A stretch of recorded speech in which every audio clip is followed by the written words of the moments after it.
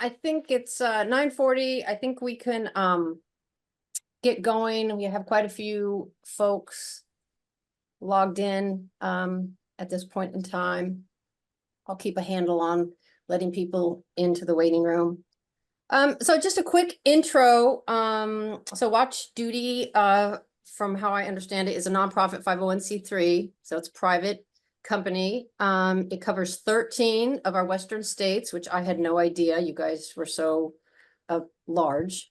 It's a comprehensive service. So I learned it's not an app, it's a comprehensive service, which has real-time wildfire mapping, alerting, air quality information, wind direction information, evacuation information, fire flight tracking information. And from what I understand from Nick from our pre-discussion is, and more to come. So Nick Russell is the VP of Operations for Watch Duty. He's a fairly local guy up in Petaluma.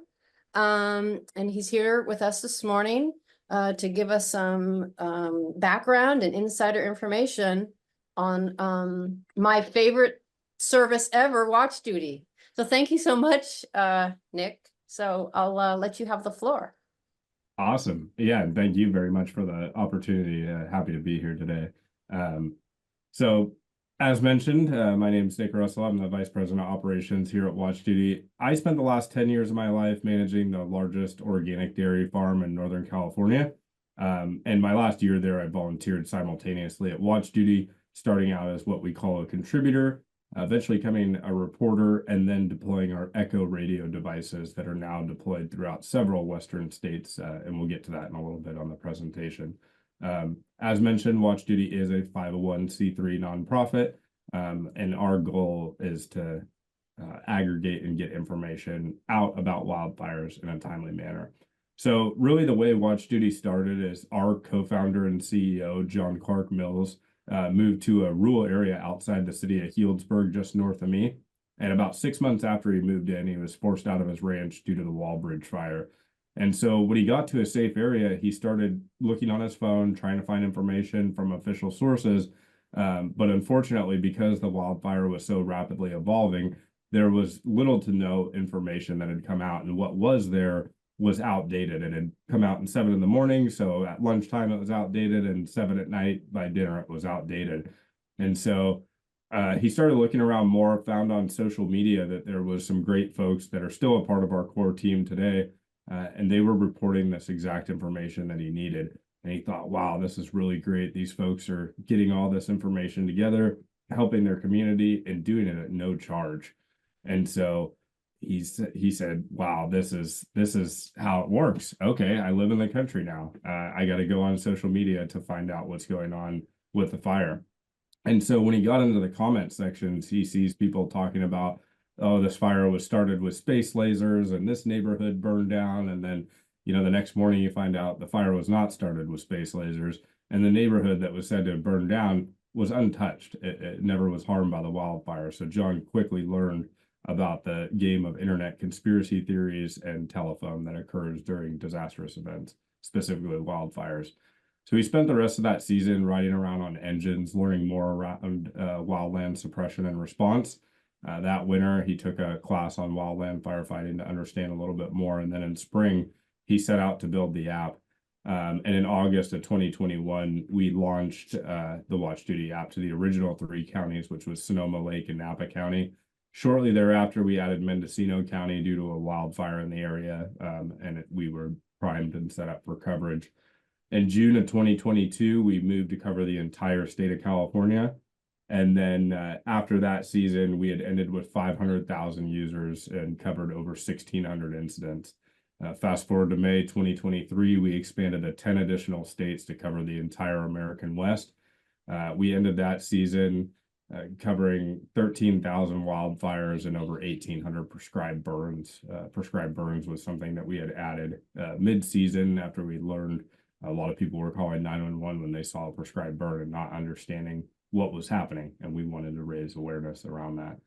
And then fast forwarding to today, we've added Texas and Oklahoma for a total of 13 states that we cover, which you can see depicted here in the map. and we are at 2.3 million users now of the app. So what is Watch Duty? We're a free emergency alerting service. Yes, the app is a big part of it, aggregating this all down, but at the end of the day, we are a service trying to provide this timely information. Our mission is to be the fastest and most comprehensive and actionable source of reliable wildfire information for both civilians and first responders. The Watch Duty app was really designed to get civilians that information they were looking for. But what we learned over time is some of the same problems that we experienced as civilians, John and I both impacted by separate wildfires, first responders were dealing with some of the same stuff. And we'll get to what some of that stuff is here in a second.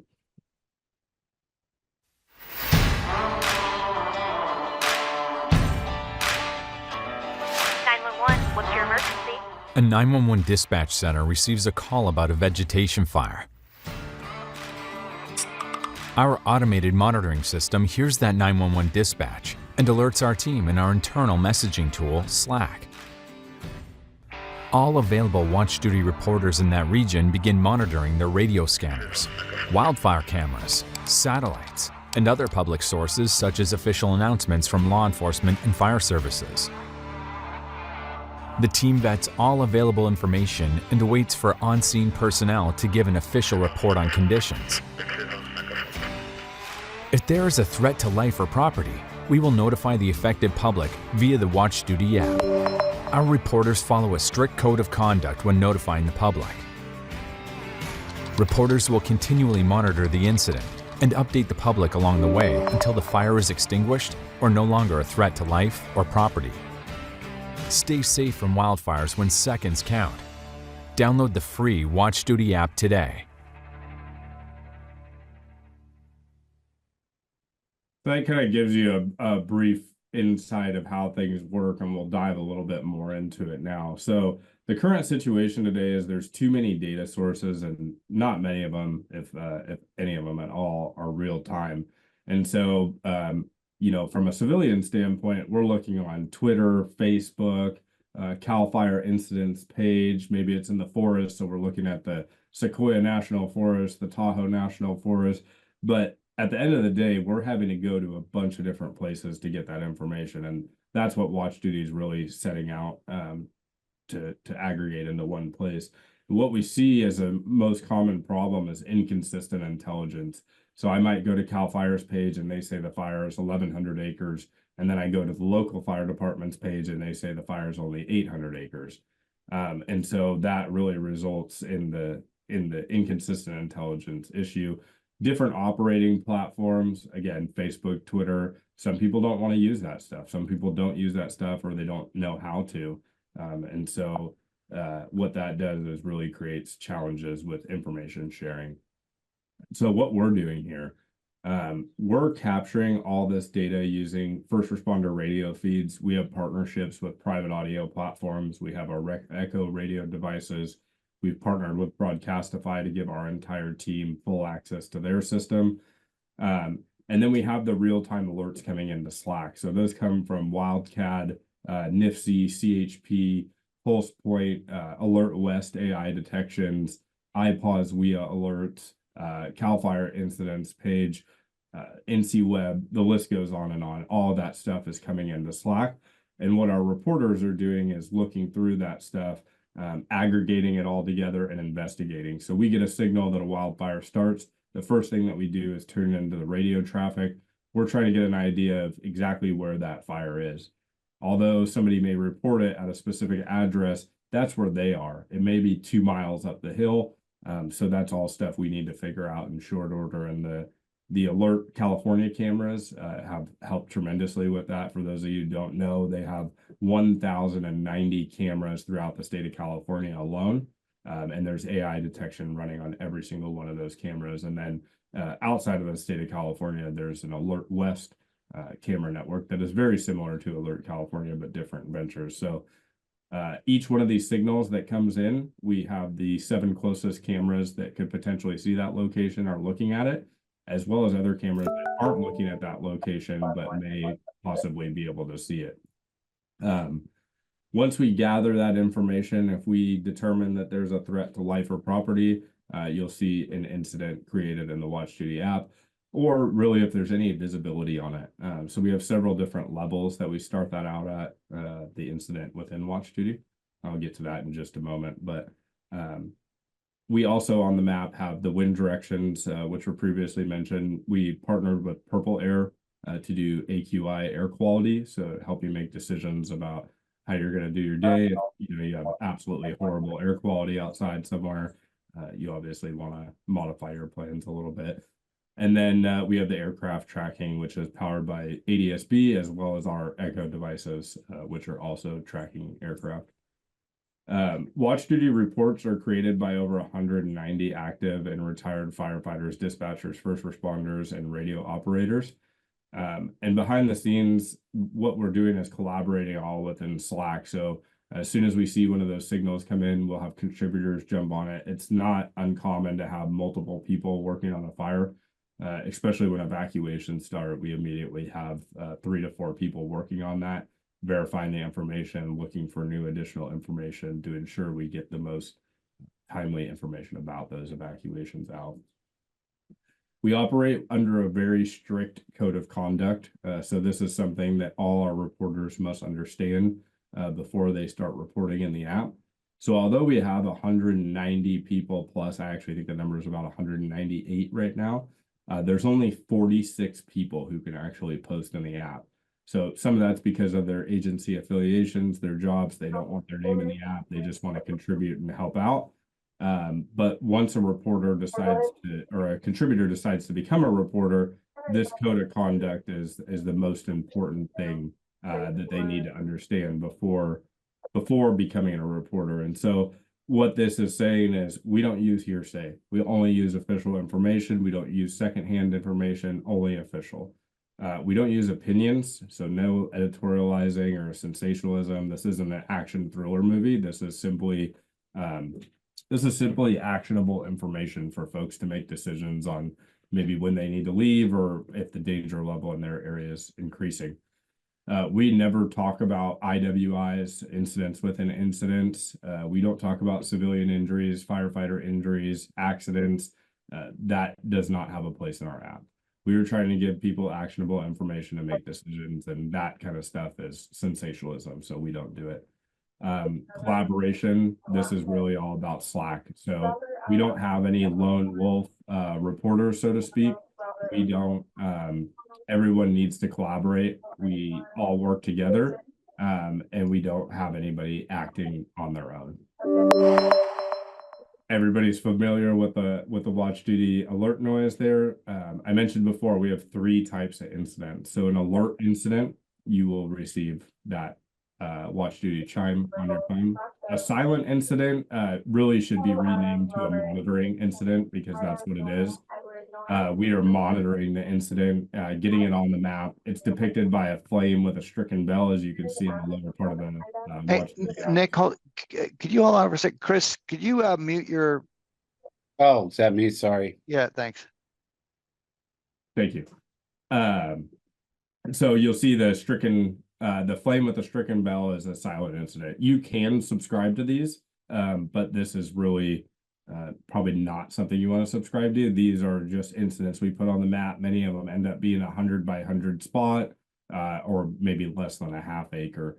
As it starts to become more visible or has a potential threat, you'll get that Watch Duty alert sound. And then of course, prescribed fires. So we show prescribed fires on the map. They're depicted by the flame with the RX icon in it. And so we really want to raise awareness around good fire on the ground at the right time. Because what this does is stop impactful wildfires during the prime of wildfire season from spreading. We've seen quite a few instances of that where fuel breaks were created over this past winter. Wildfires have hit them and pretty much stopped dead in their tracks. And so we want to show this prescribed burn info. Another thing that we discovered is that prescribed fire information comes from many, many sources, whether it's the Air Resource Board, agency pages, the list goes on, but there's no one central place to find it all. So obviously in Watch Duty's mission, we've made that central place within the app. But we also are creating a public ArcGIS feature service that shows all these prescribed burns. And we're going to share that for free with any research or government organization that could use that to help them out. This is obviously not a corporation type thing. We don't want to sell this data. We just want to make it available for everyone so they can utilize it. So the next slide is going to be about our Echo radio devices. The one depicted in the picture is actually in Grants Pass, Oregon at the Redwood Public Safety Fire Station. These are deployed throughout the West. So I'll let you guys watch this video.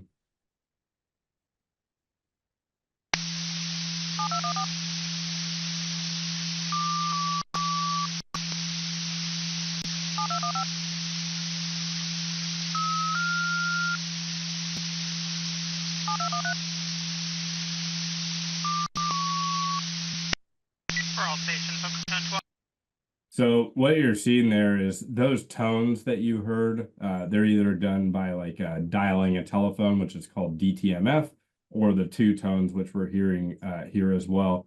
And so whenever fire stations get toned out, these set off the gong in the fire station. Sometimes they open up the apparatus bay doors, but we're also intercepting those. And so anytime that a wildfire starts and there's specific wildland equipment being sent to it, such as dozers, aircraft, or fire crews, it sends our team an alert in Slack, and then it creates a thread in there with 1-minute audio snippets with all the dead air removed. Each device is different. Some of them do this for 15 minutes. Some of them do it for 30 minutes. It really depends on the response time and the deployed area. But this is one of the biggest ways that Watch Duty is able to learn about wildfire ignitions at the same time as the fire service and begin tracking that stuff. So these have been a huge asset to us here at the team. Another thing we added this year was evacuation zones. So in the past, what we saw is a lot of people would say, okay, there's a wildfire here. They'd hear there's evacuations, everything south of Highway 88, north of Highway 4. And they start packing their stuff frantically and be like, oh, wait a minute, which way is south? And we realize a lot of people don't understand cardinal directions, and it's perfectly fine. So what we're trying to do is put the Watch Duty Flame on the map, show your zone, its status, and then show the zone of show all the zones in the entire county. So that way, maybe somebody's not in an affected zone now, but could be later. And so we show this, and we're working to add every single county in our coverage area. Currently, we cover every county that utilizes Genesis Zone Haven, same company, and as well as many others too that are not Genesis. That effort is a little bit more to include the non-Genesis counties, but it's an active effort. And thankfully, Gabe, who's absolutely wonderful, has taken up the task of adding those counties in short order. So really appreciative of him. What Watch Duty is not. So Watch Duty is not crowdsourced. We have a big vetting process before we bring people into our group. It starts with a panel interview to ensure that we're all on the same page and that we're here for the same reasons. And then it goes to a background check. We do a full background check on everybody on the team. And then once we get them invited into our group, we do a bunch of training, but we are not crowdsourced. Only credentialed reporters can post on Watch Duty. I mentioned the numbers of that before. But these people are going through recertifications annually. Even if they've been with us since the very start, we still recertify everybody every year and ensure that they know how to use our system correctly. We are not Facebook, Twitter, or Nextdoor. So we're not posting about traffic accidents, scanner pages, related things. This is a one-way communication tool, and it's moderated by experts. We wanted to get away from those comment sections about space lasers, and that's why we're not that. We're not a scanner page. We don't report on police activity, structure fires, or traffic accidents. We will report on a structure fire if it is showing extremely visible, but not when it's a residence. We don't want people to find out about their home burning or have that publicized on Watch Duty. But if it's a commercial building that could potentially have hazardous materials inside burning, we will generally post that. Those will almost always be a silent incident and never send notifications. But if somebody goes into the app trying to look and see what's going on, they'll be able to do that. We are not a government tool such as Nixle, Code Red, or Zonehaven Genesis. We do not replace anyone. We're here as another tool in the toolbox. I always encourage everyone to continue to use their local government offered systems and complement that with WatchDuty, but we are not a replacement. This is not something where you should download WatchDuty and then delete your, Nixle account or Code Red, whatever it may be. You should continue to use those things. Brian Fennessy is on our advisory board. For those of you who don't know who Brian is, Brian created the FIRUS program. He's the chief of the Orange County Fire Authority. FIRUS is the airplanes. There's Intel 12 and Intel 24. Intel 24 covers the southern half of the state. Intel 12 covers the northern half of the state. And what they do is they fly out and then an initial attack of a wildfire, and they map the fire, and then we display that on our map so you can see exactly where that fire is. And so that's been a great partnership. And then I've heard this from the FIRUS mission commanders myself, visiting McClellan Air Base.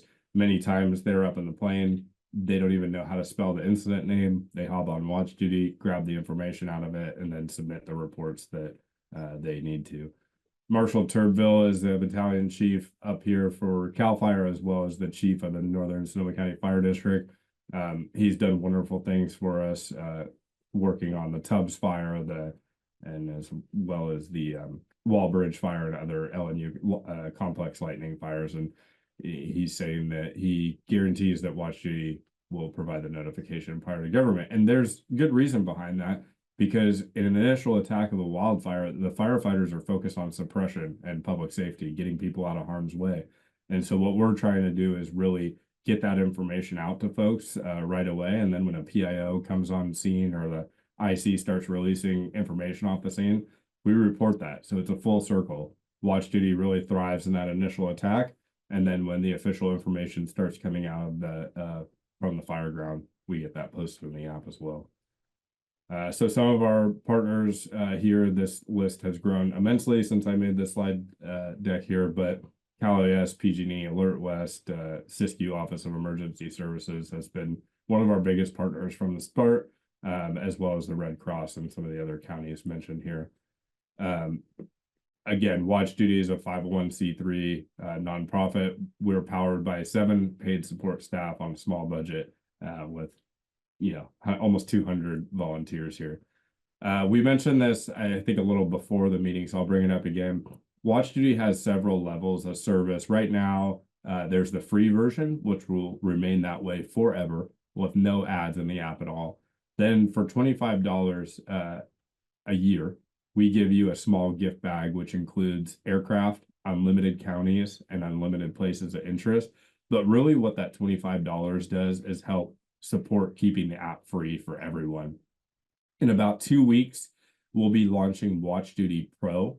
WatchDuty Pro is really geared towards the fire service, PG&E, utilities, stakeholders that could be affected and need additional information that the general public is generally not worried about. So this includes land ownership, responsibility areas, FRA, SRA, LRA. We're actually going to be using Regrid to show the physical owner of a property and contact information, very similar to Onyx Hunt, base maps, or other apps that you may have used for that.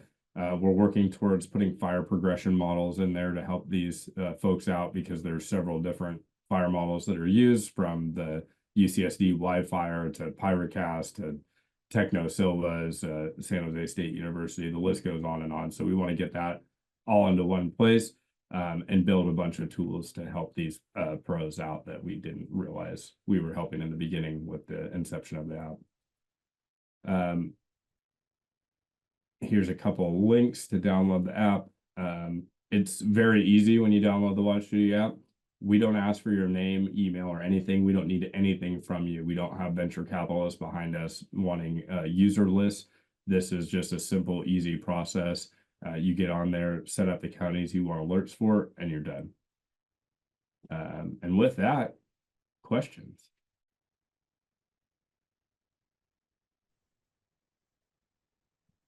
Okay, thank you, Nick. Yeah, that's amazing. You guys, I mean, have done so much so quickly, but I can see that you've been running now for a couple of years, and so what you're adding on seems is going to be amazing. And I think I see a huge, and I'll let some of the fire officials pipe in here, that this is going to be an amazing tool for fire operations. Not, I mean, even I would see incident commanders using this information, because I could see dispatch centers using your information. So I'm kind of curious what the fire officials on the call feel, and even that maybe if the Department of Emergency Management what they feel. So I'll let you guys raise your hand or put it in the chat, and maybe express your opinion. I just want to reiterate how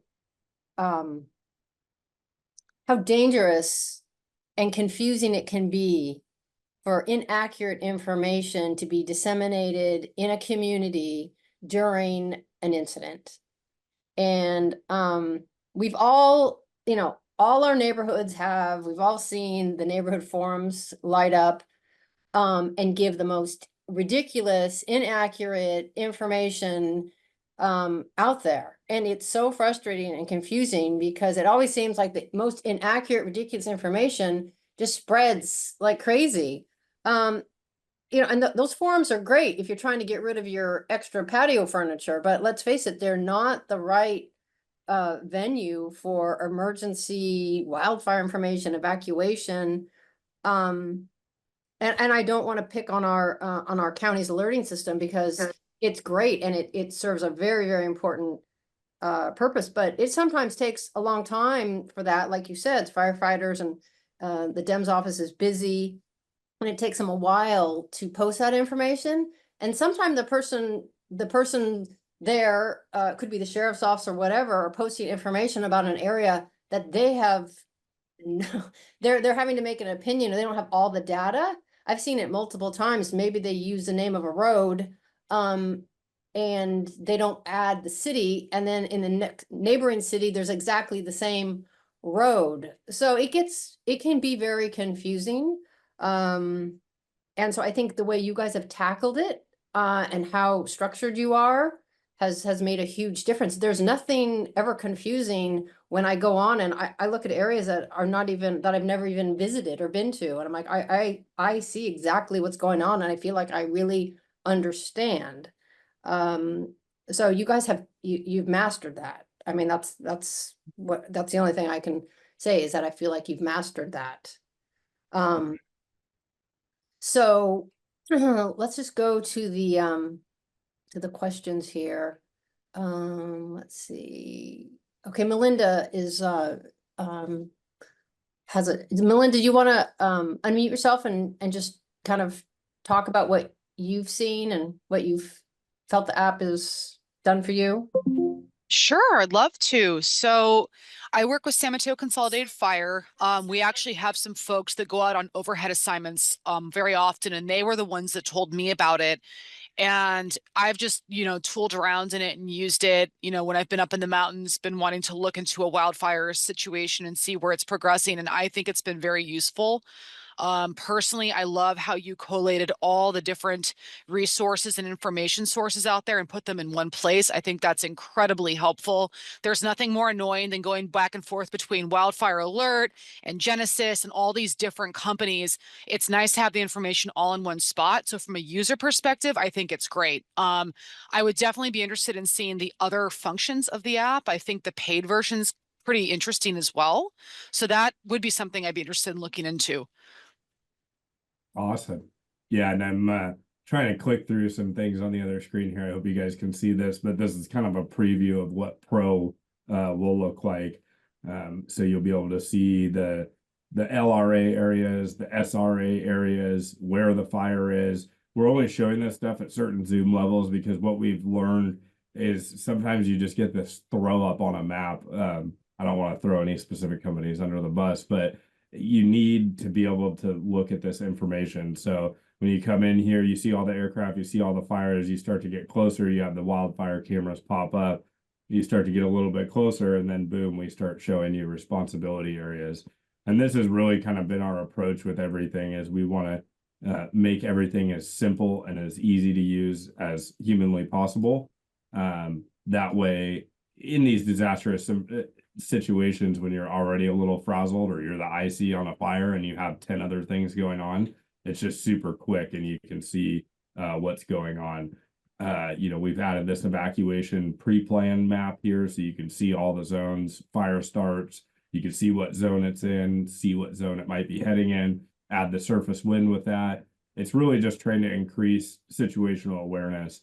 Another big one we saw is a bunch of folks are going out of county. The Park Fire is probably a great example of that. A bunch of out of county units, they go to this new area, and there was so many immediate needs. There was folks going and they had no idea what channels to key up on, or didn't even have it in their radio load. So we're trying to add that stuff in here as well to help the pros out with that. And again, these are all pro features right here. These are not the everyday public features, but I want to highlight them because of some of the folks on the call here. And then electric transmission lines are another big one. Obviously, you go out on a fire, you see there's fire burning under lines.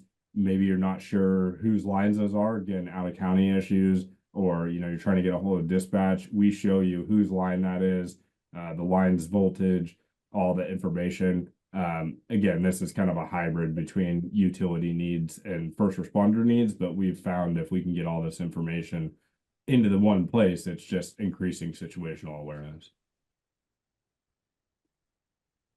Yeah, I noticed too when I logged on to one of the Bend fires, it immediately, I didn't have to search for it all. It immediately gave me information, kind of like a banner that was very prominent, stating that it was red flag conditions, and it actually said when the red flag conditions started and were predicted to end, which I thought, that's a game changer for, when you have a start and then all of a sudden you see, oh God, it's red flag conditions.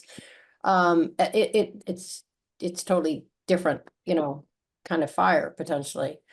So I wanted, and this is just kind of going off topic, but this is so well done for wildfires. What would happen if there was an earthquake? Are you guys able to maybe provide data? Is that something that maybe you would morph into at some point in time, so you could show damage and. Yep. So there's we purposely didn't put fire in the name, and that's why we called it watch duty instead of fire duty, because we see a future where there's this similar problem in other disasters. So the first step into this for us is going to be weather. We've already done wind, but what we're realizing, there's communities that live by creeks and streams, and the Russian River is a good example for me. It's not terribly close to me, but within the county. And so people who live along the river, some people's home floods when the river's at 27 feet. Some people don't have to worry till it gets to 35 feet. But trying to see these stream gauges, there's people sitting at home refreshing that page every 5 minutes. We had a local engineer here make a text alert where you could text it and say, this is what feet I'm at, and then it would send you an alert. That was used for one season a couple of years ago. I think it's been deprecated now, but we want to do that same thing for folks. Like, I want to know when the stream gets to 27 feet, send me a watch duty alert. I want to know when the wind gets over 30 miles an hour on this ridge, send me a watch duty alert. And so, PG&E is another great example. Their Hawk is absolutely amazing, and they can provide tons of alerts, but maybe I'm the troubleman and the alert at the Hawk is set to 40 miles an hour, but it takes me 25 minutes to get there. So I want to know when the wind's getting to 30, 35 miles an hour, because, there's not an automated way to disconnect, and they need to go check it out. So we want to give personalized alerts to folks, wind, temperature, stream gauges, the list goes on, but we see weather affects folks year round. It's especially prevalent when you have red flag conditions, like you alluded to up here in Oregon. Right now that still exists, but then it also goes into the winter with the streams, lakes, reservoirs. So that'll be our first entry into that, and then we'll continue evolving outside of that. We of course want to focus on our core competency, which is wildfire, and make sure we're doing the best job we absolutely can during that. But a lot of these pro features that we're building are not just for fires. They will, you know, be able to be used year round. So you have a lot of entities, businesses, agencies that are starting to collaborate with you. So as partners, do they help you financially? Do they help you in a marketing manner? I mean, can you disclose how they're assisting you and what kind of partners you're actually new partners you're looking for? Yeah, so we definitely have Whichever doesn't want to start, a poll partners popped that up. I don't think it's bad. Rush hog. I think it's probably hillside or something. But I'm not sure. I called him, but he didn't pick up, and I think he's probably down there with you guys. Okay, I'll load him. Yeah, tell him if he could call me back so he could find. Okay, found it. Anyways, what I was saying is we definitely have philanthropic partners that have helped us immensely. We started with zero budget, absolutely no money, and built this from the ground up like that. Now the $25 a year memberships help support us tremendously, which has happened completely organically. Really, those memberships are the best way to support Watch Duty. Okay. If you're able to, we also take donations both on the website and the app, but nobody should feel compelled to do that. It's just something that we offer in case somebody would like to. And then in the way of agencies, really what we want most from them is to get their official information. So if they have an email distribution list and, you know, as they get a PIO on scene or they're releasing that official information, we'll always go find it. You know, it might be on Facebook, it might be on Twitter, it might be, you know, somewhere else. We'll always find it, but we can get that information out much quicker when it gets sent directly to us. So Watch Duty uses AI for only one thing, and that is routing of emails. So if a fire agency sends us an update from one of their PIOs and they send it with the incident name, it will automatically be routed to the appropriate place in Slack, which is monitored 24/7. And so we get that information out right away. It usually takes about 5 minutes. So really closing that circle. Again, we get the information initially from the radio traffic, but later we want that official information. So partnering with us in that way, I'll be happy to send you. We have a PIO one pager. We have a phone number that we built where you could text right from the scene if that's what you need to. Like, hey, you know, can you guys fix this or add this, whatever it might be. Those text messages come right in. You can call that line, leave a message, it'll transcribe it and put it into Slack, or of course the email. We have another one for prescribed fires. Last year, something we started doing and we'll continue to do this year is we're bringing in prescribed burn practitioners to externally contribute directly to the app. So they're coming right in, they make their own posts, they make their own information about the prescribed burn, and they update it end to end. And we take those partnerships very seriously. Last year, that had to come into effect. There was a large prescribed burn by Lake Sonoma that had been rescheduled several times.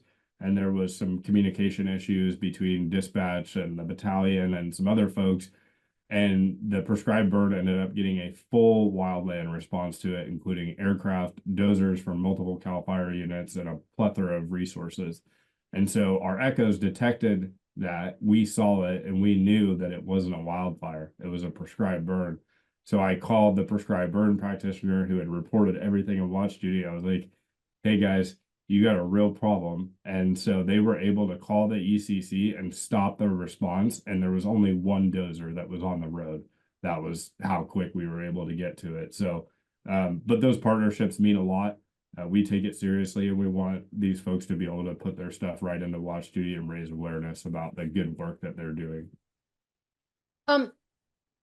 Nick, could you go to your slide and could you find the prescribed fire icon, and or maybe just show the legend? Because as I look around at fires in California, it was amazing to see how many prescribed fires have been done by CAL FIRE and other fire agencies. And I just thought that was a great resource to see how much work is actually being done out there.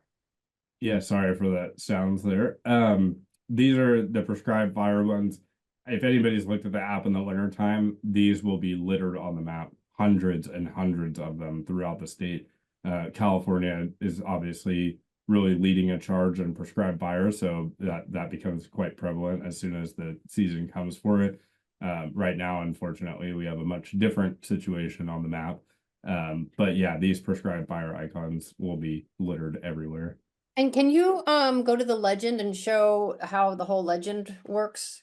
Yep. 'Cause there are a lot of different icons, and so I think it's so easy. You just, the legend is always there. You can always click on it. And this is a lot of information on a map, but I feel like the map is still very readable, you know. Yeah, and so one important thing to note about wildfires, so the full flame you see here, the size of that flame is based off of acreage. So as the acreage increases, that flame will get bigger. These fires are obviously much smaller. And then the status of the incident, if it's forward progress stopped, if there's containment, this is how the icon's depicted. So you can see as the flame starts to lose its colors and get some gray in it, the de-escalation of the incident has begun, so to speak. And so we don't change the flame's appearance until we get to 50% containment, because things can obviously change. 50 is probably a pretty high number, but we want to err on the side of caution. And then, as mentioned, we have the silent incidents, the prescribed incidents. This one with a little clock here. So it's hard to say when somebody wants to know about a prescribed fire. Do they want to know when the smoke's going up in the air, or do they want to know the day before? So what we elected to do is show all prescribed burns 48 hours in advance of the ignition time. And so this clock here means that it hasn't started yet, but it's scheduled to start. And when you click on it and go into one of those incidents, fortunately and unfortunately, I don't have an example of that right now, but it will tell you when that prescribed burn is slated to begin. The photo submission, so users can submit photos to the Watch Duty app when you're on a phone. This is not something you can do on the computer. We only accept photos that are taken right then and there. You cannot send us a photo out of your photo library because we want the photo to be in real time. And so you see a little camera icon where these 3 dots here are on your phone. And when you click on that, you can take a picture. It'll grab the location information from the photo, not your device. We don't collect anybody's device information. I want to be very clear about that. But it uses the photo's geotagging, and then we can adjust the view shed of that to match where you're actually looking, and we'll show those on the map. We added evacuation shelters on the map as well. So when a fire starts, there's evacuations. You'll see these icons for humans as well as animals, information centers.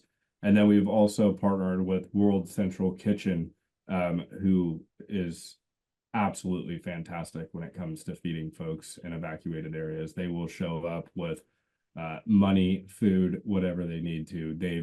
They have paid restaurants to stay open in communities to feed them and say, hey, here's $100,000, stay open, feed everybody, and don't charge them a thing. So when they do that, we show it on the map so people are aware of what they're doing. The evacuation zones, we kind of went through that a little bit, but the different levels, these are different in different states. Different states use different evacuation terminology. The aircraft, we show what type it is for folks that are interested in that. Same thing with the helicopters. And then, of course, the wildfire cameras. And so you can see all the different ones there. And then the fire perimeters. I think one thing I may have forgot to mention is we are now showing power outages throughout the state of California. And we show them in a little different way than is shown on a utility site. We actually show exactly what's going on and the cause of the outage, equipment failure, broken pole, whatever it might be. And I think that helps. I know for me in the ag community, I know if the pole's broken, okay, probably 4 or 5 hours, power is going to be restored. Transformer exploded, might be a little quicker, whatever. So it's just good to understand more of what's happening there. So, for the power outage, they also have I think they call, and Frank, if you can, help me with this, is it PSPs, for the pre-empted, but Public PSPS, safety. Public Yeah. Safety Power Shutoff. Yeah, now, is that something that Watch Duty would also potentially have on their maps? Yes. Yeah. That is the only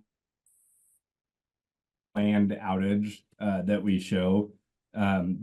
When there's other outages in other areas, we do show it. It's just different. So the PSPS has a unique display because sometimes electricity services shut off so they can replace equipment, Right. do line work that's not meant to be hot. So Right, yeah. right. So if there was gonna be, yeah, okay, all right, so that's great. So, what about grants? I mean, have you guys you are a nonprofit, so there's lots of grants that potentially are available to you. I mean, you're an amazing community service as I see it, you know, evacuation, I mean, so much information. It would be really neat to have a grant that maybe provided the county, you know, with maybe the $25 version. Is that something that's been thought about or successful in any way? Yeah, we started exploring grants. We've received one ourselves, but the grant world is very new for all of us on the team. So we're learning more about that. We're leveraging some folks who are much better at the grant stuff than us. But it's very much in its infancy.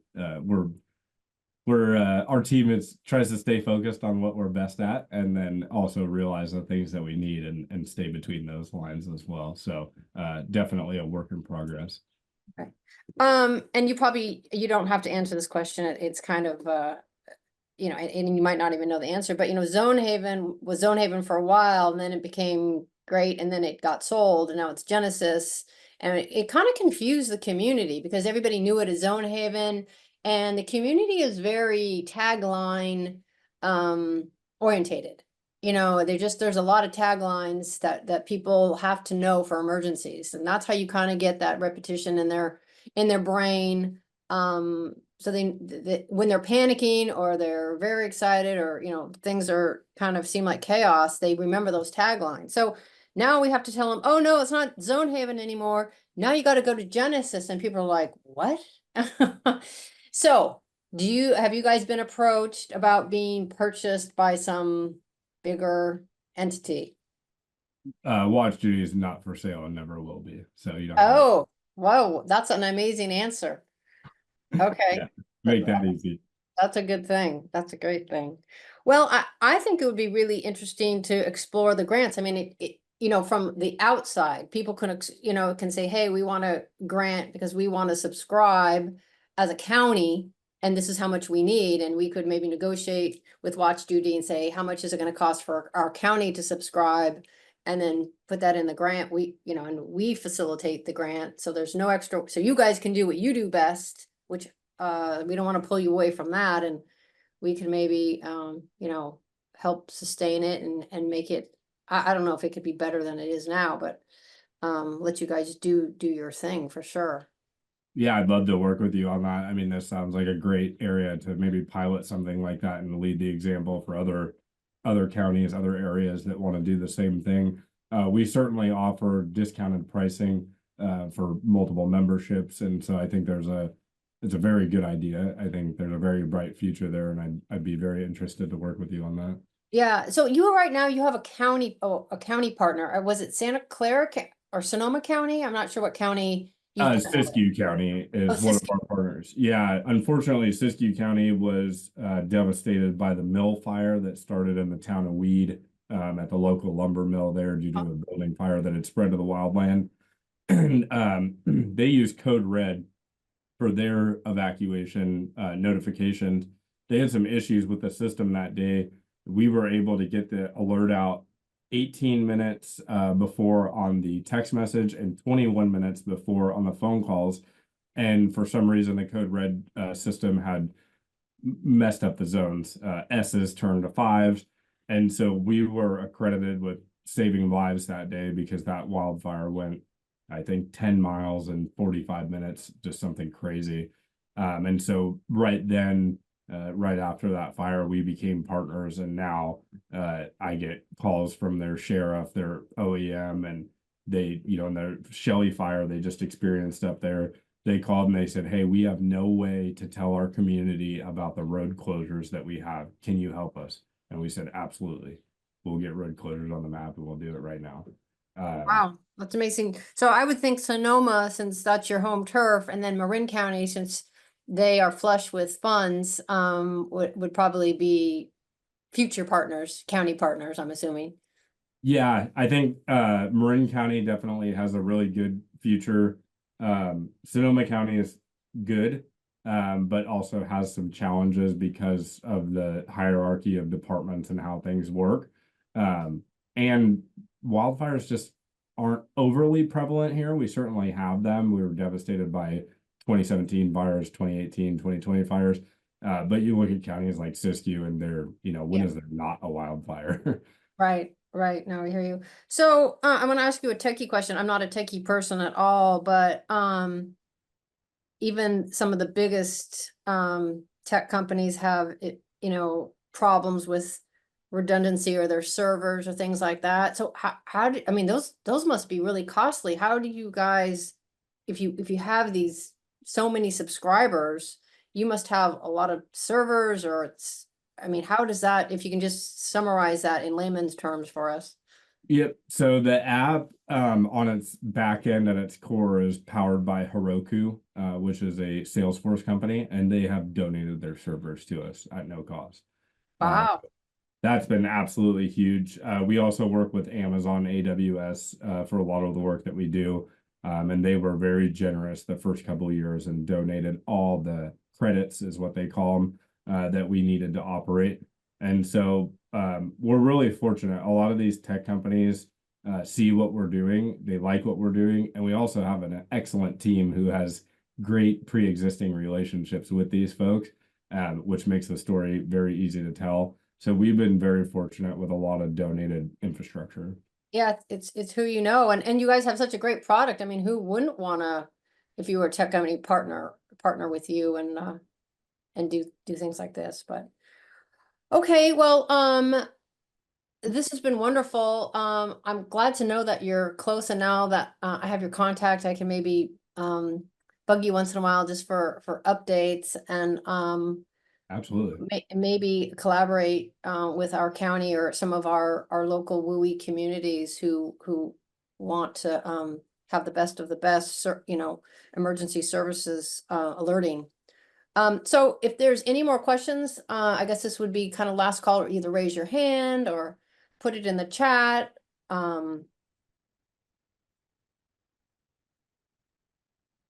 And I'm hoping now everybody will, that's at least on this call, will at least download the free version and start using it. I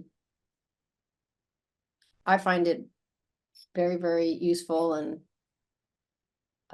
it's kind of interesting to explore some of the other California fires that are going on. Every once in a while, I'll subscribe to a fire that's in California that seems kind of interesting. Like I'm subscribed to the Park Fire still, because it just seems like it won't extinguish. It won't be Yeah. anytime soon. It just keeps going and going and going. So. All right, let's see. Do I have any hands up?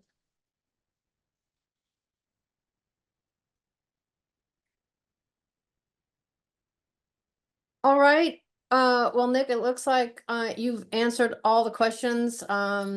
People are I can, you probably read the chat, but people are happy with Watch Duty and enjoyed your presentation very much. It's very enlightening, and again, I don't think you guys could have done it any better. So please, kudos, and if you can relay our thanks and our amazement of what Watch Duty is to everybody there at Watch Duty. I mean, it's amazing. It's such a small staff of people doing such amazing, fast, incredible work.